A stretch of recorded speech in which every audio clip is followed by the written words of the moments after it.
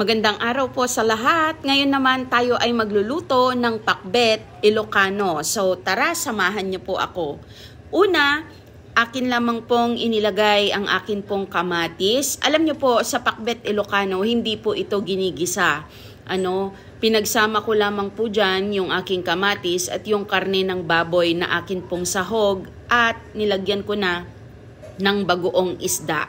Yes, bagoong isda po ang nilalagay sa pakbet Ilocano. Yung iba po ay bagoong alamang. Yun naman po ay pakbet Tagalog. So, ganyan, pinaghalo-halo ko lang po at nilagyan ko ng tubig. Then, pakukuluin ko lamang po yan hanggang sa maligis yung kamatis at maluto yung akin pong karne ng baboy. At isinama ko na po yung akin pong bunga ng malunggay. At isusunod ko po dyan yung kamote. Alam niyo po ba na ang malunggay ay madali lang makita dito sa Pilipinas at kilala na ito sa buong mundo dahil sa mga health benefits nitong nakakamangha talaga. Ngunit kadalasan ang binibigyan lang ng pansin sa malunggay ay ang dahon nito. Ngunit alam niyo po ba na ang bunga ng malunggay ay maraming vitamins at minerals na naibibigay gaya ng dahon nito? Ano-ano ang benepisyo sa pagkain ng bunga ng malunggay? Una, nagre-regulate po ito ng blood sugar levels. Nakakapag-enhance din ito ng gallbladder function na malaking na itutulong para mapababa ang ating blood glucose. Tumutulong ding mapabuti ang digestive health dahil ito ay magandang source ng B vitamin gaya ng niacin, riboflavin at vitamin B12. Nagpapalakas din ito ng ating mga buto dahil may mataas na amount ng calcium at iron na mayaman sa pagdevelop ng malusog na buto. O di po ba, marami palang mga health benefit at marami pa pong iba.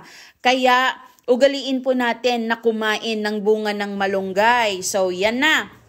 Noong malambot na yung aking malunggay at yung kamote, isinunod ko na po yung aking okra, talong, at syempre dahil yan po ay pakbet, hindi po mawawala dyan ang aking ampalaya. Ayan, so yung mga naunang mga post ko po, tinalakay ko na rin kung ano yung mga magandang na idudulot o yung mga health benefits ng akin pong eggplant, ng ampalaya, maging ng okra. So, ganyan lang po.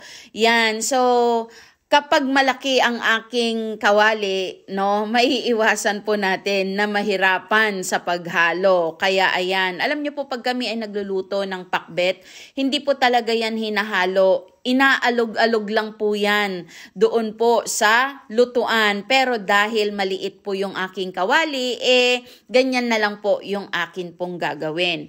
Pinaghalo-halo ko lamang po yung gulay at hahaluin ko lamang po bago ko po yan takpan. Alam niyo po ba na sa pakbet Ilocano ay hindi po talaga mahahabang talong ang ginagamit po dyan. Originally, ang pakbet Ilocano, ang ginagamit po dyan na gulay na eggplant ay yung bilog na eggplant at bilog din po na ampalaya or yung maliliit na ampalaya. Yun po yung mga native na ampalaya at ng eggplant. Ayan. So, noong medyo kumulo-kulo na ng kaunti ang akin pong gulay, naglagay na po ako ng dagdag pampalasa. So, bukod sa bagoong isda, nilagyan ko din po siya ng kaunting asin para po sa kanyang pampaalat. Then, naglagay din po ako dyan ng konting sugar pangbalanse. Yun po talaga yung akin pong inilalagay. Kung hindi tayo maglalagay ng